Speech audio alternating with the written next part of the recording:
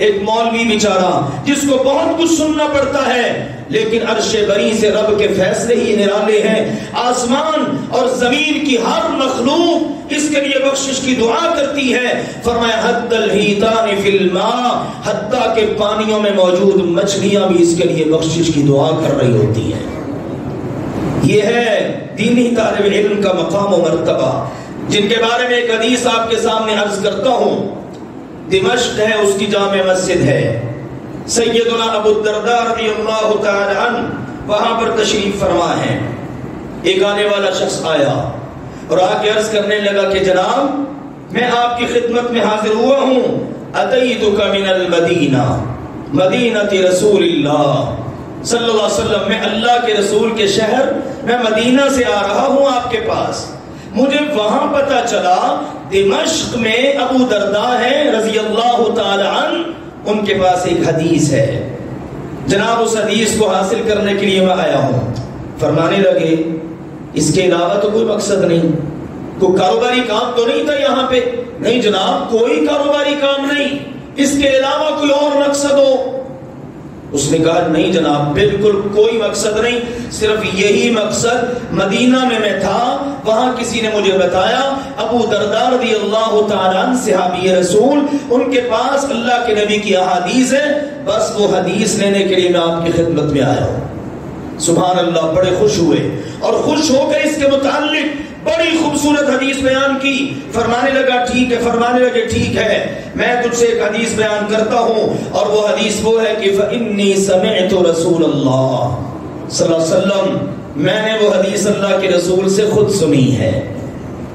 یہ نہیں ہے کسی صحابی نے مجھے بتایا کہ اللہ کے نبی نے یہ فرمایا، بلکہ جب اللہ کے نبی نے یہ فرمایا اس وقت میں وہاں موجود تھا، میں نے اپنے کانوں سے حدیث سنی ہے۔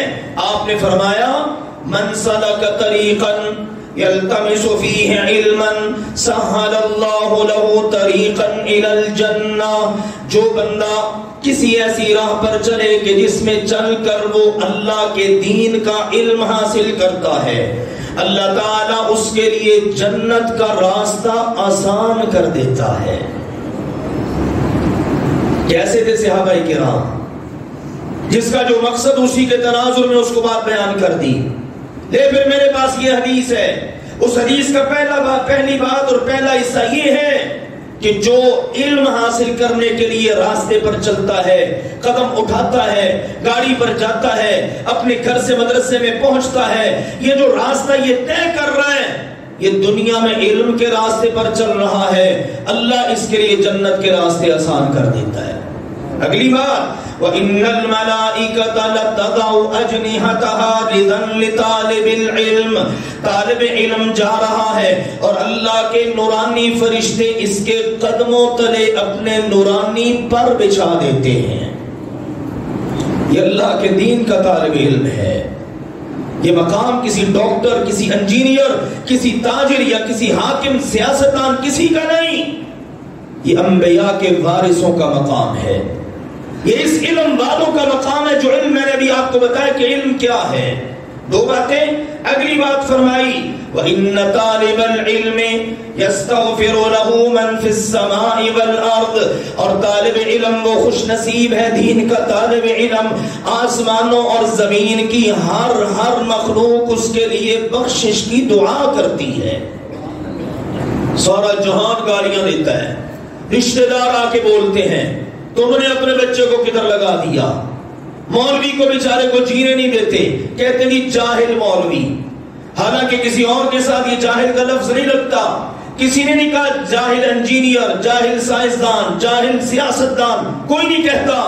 ایک مولوی بیچارہ جس کو بہت کچھ سننا پڑتا ہے، لیکن عرش بری سے رب کے فیصلے ہی نرالے ہیں، آسمان اور زمین کی ہر مخلوق اس کے لیے بخشش کی دعا کرتی ہے۔ فرمایا حتی الحیتان فی الماء، حتیٰ کہ پانیوں میں موجود مچھلیاں بھی اس کے لیے بخشش کی دعا کر رہی ہوتی ہیں۔ یہ ہے دینی طالب علم کا مقام و مرتبہ۔